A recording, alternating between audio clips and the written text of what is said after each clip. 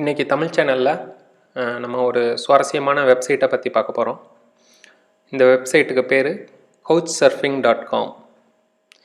இதோட பர்பஸ் என்னன்னா, லோக்கல்ஸோட ஸ்டே பண்ணுறது. வெளிநாட்டிலேருந்து நம்ம ஊருக்கு இல்லை மற்ற நாடுகளுக்கு போகிற வெளிநாட்டு பயணிகள் அந்த ஊரில் இருக்கிற லோக்கல்ஸோட தங்குவாங்க. அந்த ஊர் மக்களோட தங்குவாங்க, அவங்க வீட்டில் தங்குவாங்க, அவங்க சாப்பிட்ற உணவை சாப்பிடுவாங்க. ஸோ இப்படி தான் இந்த வெப்சைட் செயல்படுது. இந்த வெப்சைட்டோட ஒன் ஆஃப் த இது வந்து என்னென்னா, பணம் வாங்கக்கூடாது, அனுபவங்கள், உங்களுக்கு புது புது அனுபவங்கள் கிடைக்கும், ஸ்டோரிஸ் கிடைக்கும். இதுதான் இந்த வெப்சைட்டோட ஸ்பெஷாலிட்டி. ஸோ நான் ஒரு 2-3 வருஷமாக கொஞ்சம் வெட்டியாக இருந்தேன். அந்த டைமில் நான் அதிக டெட் டாக்ஸ்லாம் பார்த்துக்கிட்டு இருந்தேன். ஸோ அந்த மாதிரி டெட் டாக்ஸ் பார்க்குறப்ப தான் இந்த வெப்சைட்டை பற்றி எனக்கு தெரிய வந்தது. இந்த ஸ்க்ரீன்ஷாட்டில் பார்க்குறது தாங்க அந்த வீடியோ. நியர்லி ஒரு 16 லட்சம் பேர் இந்த வீடியோவை பார்த்துருக்காங்க. இந்த வீடியோவை பார்த்துட்டு தான் எனக்கு அந்த கவுச் சர்ஃபிங்கிற ஒரு வெப்சைட்டை பற்றி எனக்கு தெரிய வந்தது. இந்த வீடியோவில் இவர் என்ன சொல்லியிருக்காரு அப்படின்னா, காசே இல்லாமல் எப்படி இந்த உலகத்தவே நான் சுற்றி வந்தேன், லைக் ட்ராவல் பண்ணேன் அப்படின்றத இவர் இதில் தெளிவாக சொல்லியிருக்கிறாரு. எனக்கு ரொம்ப ஆச்சரியமாக இருந்தது. எப்பட்றா காசு இல்லாமல் இந்த உலகத்தை சுற்ற முடியும்? நம்ம இங்கேருந்து பக்கத்து ஊருக்கு போகணுன்னாலே அவ்வளோ செலவாகுது. ஆனால் இவர் மட்டும் எப்படி காசு இல்லாமல் இவரால் சுற்ற முடியுது அப்படின்னு அந்த ஒரு ஆர்வம் இந்த வீடியோவை என்னை பார்க்க தூண்டுச்சு. இது இப்போயும் யூடியூப்பில் இருக்குது, நீங்களுமே பார்க்கலாம். நான் அந்த லிங்க்கை வந்து டிஸ்கிரிப்ஷனில் கொடுக்குறேன். நான் அப்புறம் கவுச் சர்ஃபிங் வெப்சைட் போய் அதில் ஒரு ப்ரொஃபைல் க்ரியேட் பண்ணேன். அப்படி க்ரியேட் பண்ணுறப்ப தான் தெரிய வந்தது, அதில் 2 டைப் இருக்குன்னு. ஒன்று வந்து ஹோஸ்ட்டு, இன்னொன்று வந்து ட்ராவலர். ஹோஸ்ட்டுன்றது வந்து நம்ம இடத்த கொடுக்குறவங்க, ட்ராவலர்ன்றவங்க வந்து பயணம் பண்ணுறவங்க. ஸோ என்னால் இப்போதைக்கு பயணம் பண்ண முடியாது, அதனால் சரி நம்ம ஹோஸ்ட்டாக இருப்போம் அப்படின்னு டிசைட் பண்ணிவிட்டு என் ப்ரொஃபைலில் நான் அதுக்கேற்றபடி போட்டேன். இந்த மாதிரி நான் வந்து கெஸ்ட்டை அக்செப்ட் பண்ணுறேன் அப்படின்னு. அதில் ஒரு 3 ஸ்டேட்டஸ் இருக்குது: accepting guest, not accepting guest, maybe accepting guest அப்படின்னு. நான் மதுரையில் இருக்கிறதுனால என்னோடய டீட்டெயிலெலாம் கொடுத்துட்டு நான் மேபி அக்செப்டிங் கெஸ்ட்டுன்னு கொடுத்தேன். ஏன்னா நம்மளே அவங்கள பார்த்து டிசைட் பண்ணிக்கலாம், இந்த ஆளை நம்ம வீட்டுக்குள்ளே விடலாமா வேணாமா அப்படின்ற ஒரு இதுக்காக தான் அது. அவங்க நம்மளை மெசேஜ் மூலமாக காண்டாக்ட் பண்ணுவாங்க. நம்ம ப்ரொஃபைலை பார்த்துட்டு நம்மளுக்கு பிடிச்சிருந்தா ஓகே சொல்லி அவங்கள நம்ம கைட் பண்ணி நம்ம வீட்டுக்கு வர வைக்கலாம், இல்லைன்னா தேவையில்ல. ஸோ இப்படி தான் இந்த கவுச் சர்ஃபிங் பயணம் ஆரம்பித்தது. ஃபேஸ்புக்கில் கூட ஸ்டேட்டஸ்லாம் போட்டேன், இந்த மாதிரி கவுச் சர்ஃபிங் நான் பண்ண போகிறேன் அப்படின்லாம் ஒரு ஆர்வத்தில். வீட்டில் இருக்கிறவங்களுக்கு இது சுத்தமாக பிடிக்கலை. என் ஒய்ஃபு இதனால் பல சண்டைகள் போட்டால், எங்கள் அப்பா அம்மா கூட என்னை திட்டினாங்க. ஆனால் எனக்கு வந்து இந்த அனுபவம் வேணும்னு தோணுச்சு. அதனால் நான் வீட்டில் தொடர்ந்து ஆர்கியூ பண்ணி இந்த அனுபவம் வேணுன்றதுக்காக அவங்கள ஒத்துக்க வச்சேன்.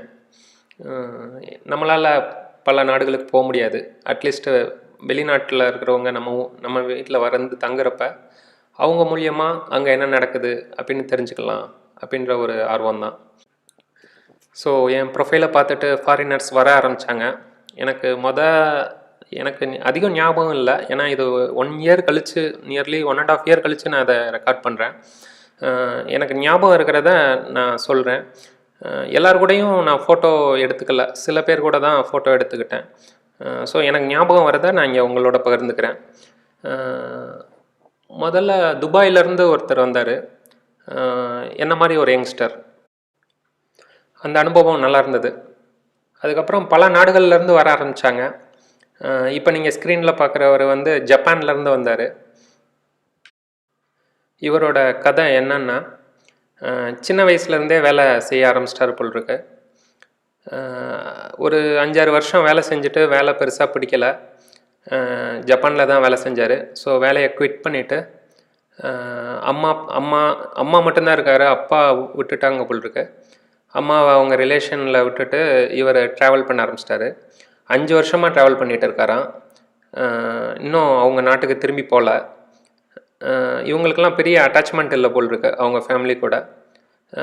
எப்படி ஏர்ன் பண்ணுறேன்னு கேட்டேன். ஏர்ன்லாம் பண்ணல, முடிஞ்ச அளவுக்கு நான் செலவு பண்ணாமல் தான் சுற்றுறேன்.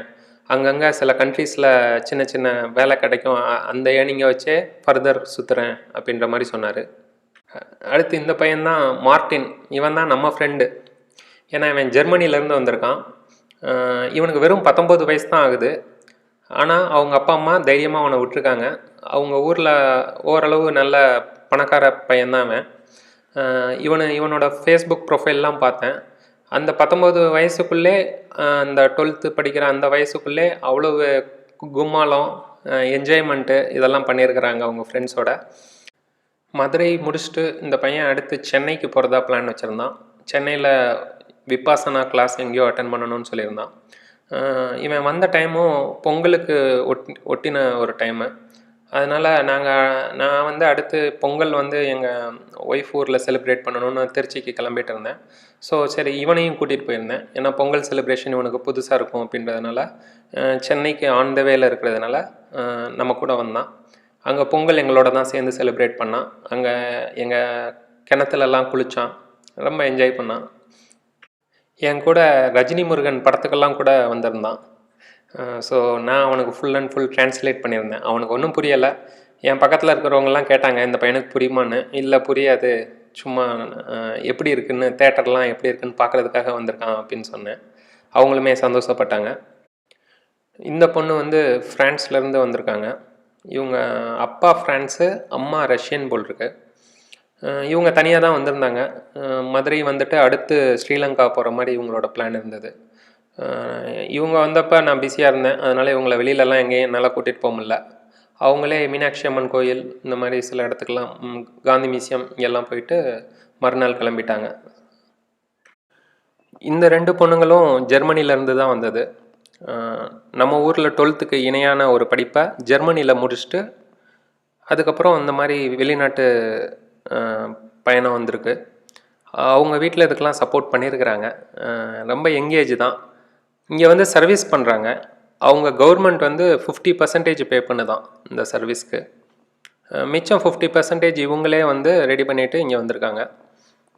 இங்கே வேலூரில் ஒரு கவர்மெண்ட் ஸ்கூலில் இங்கிலீஷ் டீச் பண்ணுறாங்க. இப்போ இடையில இந்த மாதிரி வீக்கெண்டில் வந்து சவுத்து தமிழ்நாடு ட்ரிப்பு போகணும் அப்படின்ட்டு மதுரை சைட்லாம் வந்திருக்காங்க.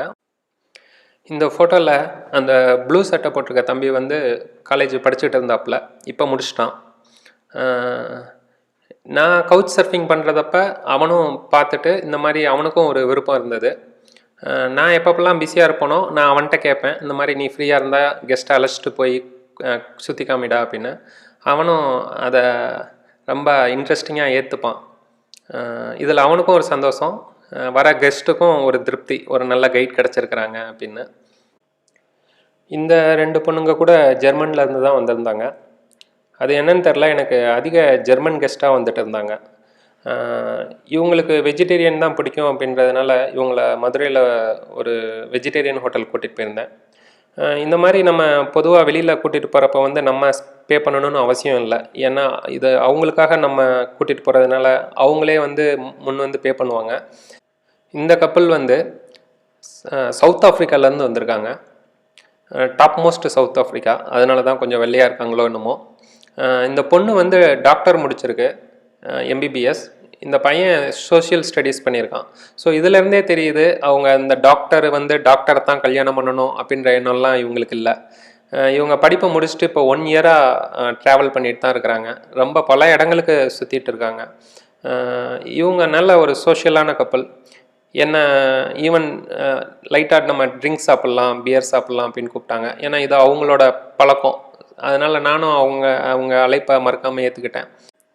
இவங்க 2 நாள் நம்ம வீட்டில் தங்கியிருந்தாங்க. அதுக்கப்புறம் வேறு ஊர் கிளம்பிட்டாங்க. இந்த லேடியும் பல விஷயங்கள் பேசினாங்க. இவங்க எங்கே பிறந்தாங்க, எங்கெங்கெல்லாம் ட்ராவல் பண்ணாங்க, என்னென்ன மாதிரி வேலையெல்லாம், புது வேலையெல்லாம் அவங்க செஞ்சாங்க. அப்புறம் இப்போ நேபாளில் தான் அவங்க வராங்க. ஆன்மீகத்தை பற்றியெல்லாம் பேசினாங்க. அப்புறம் அவங்களோட லவ் அஃபேர்ஸ் எல்லாம் பேசினாங்க. ரொம்ப சுவாரஸ்யமாக இருந்தது. இவங்களுக்கு நியர்லி 40 வயசு ஆயிடுச்சு, இன்னும் கல்யாணம் கூட பண்ணிக்கல. அவங்க கல்யாணமும் பண்ணிக்க மாட்டேன் அப்படின்றாங்க. இவங்கள நான் மதுரையில் காந்தி மியூசியம் அப்புறம் சில நல்ல இடங்களுக்கெல்லாம் கூட்டிகிட்டு போனேன். அப்புறம் சேர்ந்து சாப்பிட்டோம். இந்த கப்பல் வந்து போலாண்ட்லேருந்து வந்திருந்தாங்க. இந்த பசங்க வந்து ஃபிலிம் ஸ்டூடெண்ட்டு. ஸோ ஃபிலிம் ஸ்டடீஸ்லாம் பண்ணிவிட்டு இப்போ ட்ராவல் பண்ணிகிட்டு இருக்காங்க. இந்த பொண்ணு வந்து மாடல். அதனால் பாம்பே, சென்னை இந்த மாதிரி பிளேசஸ்க்கு போகிறப்ப வந்து சான்ஸ் கேட்கணும் அப்படின்னு நினச்சிருந்தா, ஆக்டிங் சான்சஸ். இந்த பையனுக்கும் இந்த பொண்ணுக்கும் ஏஜ் டிஃப்ரென்ஸ் இருக்குது. இந்த பையன் வந்து ஒரு வயசு சின்ன பையன்தான் இந்த பொண்ணோட. ஆனால் 2 பேரும் லவ் பண்ணுறாங்க. இவங்க நம்ம வீட்டில் 2 நாள் தங்கியிருந்தாங்க. தங்கின அந்த டைமில் வந்து ஒரு கல்யாண நிகழ்ச்சிக்கு நான் இவங்களை கூட்டிகிட்டு போயிருந்தேன். நம்ம ஊர் கல்யாணம் வந்து இவங்களுக்கு ரொம்ப புதுமையாக இருந்தது. நல்லா ஃபோட்டோலாம் எடுத்தாங்க. அப்புறம் அன்றைக்கி நைட்டு என் பையன் கூடலாம் நல்லா ஜாலியாக விளாண்டாங்க. அடுத்து மறுநாள் வந்து இவங்கள மதுரைக்கு அழைச்சிட்டு போயிருந்தேன். மீனாட்சி அம்மன் கோயில் அப்புறம் மஹால் இதெல்லாம் பார்த்துட்டு ஜிகர்தண்டா சாப்பிட்டோம். இந்த ஒரு வருஷத்தில் 20க்கும் மேற்பட்ட கண்ட்ரீஸ்லேருந்து என் வீட்டுக்கு வந்து தங்கியிருக்காங்க. Germany, Australia, Chile, USA, France, Italy இந்த மாதிரி பல கண்ட்ரீஸ்லேருந்து 40க்கும் மேற்பட்ட கெஸ்ட்டு வந்து நம்ம வீட்டில் தங்கியிருக்காங்க. ஸோ இதை ஏன் நான் உங்களுக்கு சொல்கிறேன்னா, உங்களுக்கு பலவிதமான அனுபவம் கிடைக்கும். அவங்கெல்லாம் அவங்க ஊரில் எப்படி கஷ்டப்படுறாங்க, இல்லை அவங்க சந்தோஷமாக இருக்கிறாங்கன்னு நம்ம நினைக்கிறோம். ஆனால் நம்ம ஊருக்கு வந்துட்டு நம்ம வீட்டை பார்த்துட்டு, வா உங்களுக்கு இவ்வளோ ஸ்பேஸ் இருக்குது, இவ்வளவு நல்லா டைம் இருக்குது உங்களுக்கு, அங்கெல்லாம் வந்து ஒரே பொல்யூஷன், பாப்புலேஷன் இப்படி தான் இருக்கும், மணி ஏர்ன் பண்ணவே முடியாது, ஆனால் நீங்கள் கம்மியான மணி ஏர்ன் பண்ணாலும் சந்தோஷமாக இருக்கீங்க அப்படின்னு அவங்களே ரொம்ப வியந்து பார்ப்பாங்க. ஸோ இதில் நான் உங்களுக்கு தர டிப்ஸ் என்ன அப்படின்னா, நீங்கள் எந்த கெஸ்ட்டை நீங்கள் அக்செப்ட் பண்ணுறதுக்கு முன்னாடியும் அவங்க ப்ரொஃபைலை நல்லா கோத்ரூ பண்ணுங்கள். அவங்க நம்மளுக்கு செட் ஆவாங்களா, நம்மளை மாதிரி சிந்தனை உள்ளவங்களா அவங்க அப்படின்னு. அதுக்கப்புறம் அக்செப்ட் பண்ணுங்கள். நீங்கள் பிஸியாக இருக்கிறீங்கன்னா அக்செப்ட் பண்ண தேவையில்ல, இல்லை வேறு ஊரில் இருக்கிறீங்கன்னாலும் பண்ண தேவையில்ல. நான் இப்போ பிஸியாக இருக்கேன், என் யூடியூப் சேனல் ஒர்க்கில் ரொம்ப பிஸியாக இருக்கிறதுனால நான் இப்போ எந்த கெஸ்ட்டையும் நான் இப்போ அக்செப்ட் பண்ணுறதில்ல. பட் நீங்கள் இதை ட்ரை பண்ணுங்கள். உங்களோட அனுபவத்தை இங்கே பகிர்ந்து கொள்ளுங்கள். உங்களுக்கு இது சார்ந்த சந்தேகங்கள் இருந்தால் அதை கமெண்ட் பண்ணுங்கள். நான் என்னால் முடிஞ்ச அளவுக்கு ஆன்சர் பண்ணுறேன். அடுத்து என்னோடய வீடியோவில் ஏர்பிஎன்பி அப்படின்ற ஒரு வெப்சைட்டை பற்றி பார்ப்போம். மேலும் இது போன்ற புதுமையான சுவாரஸ்யமான தகவல்களுக்கு தமிழ் சேனலுக்கு சப்ஸ்கிரைப் பண்ணுங்கள். நன்றி.